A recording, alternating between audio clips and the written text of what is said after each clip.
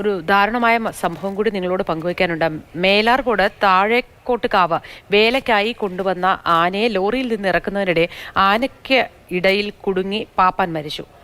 കനിശ്ശേരി കൂട്ടാല 58 വയസ്സുള്ള ദേവനാണ് മരിച്ചത്. ചാത്തപുരം ബാബു എന്ന ആനയുടെ ഒന്നാം പാപ്പാനാണ് ദേവൻ.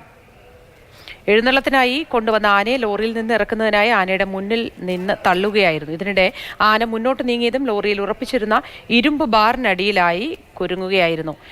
വിവരങ്ങളുമായി ഗോകുൽ ചേരുന്നു. ഗോകുൽ, ഇത് എപ്പോഴാണ് സംഭവിച്ചത്? എങ്ങനെയായിരുന്നു?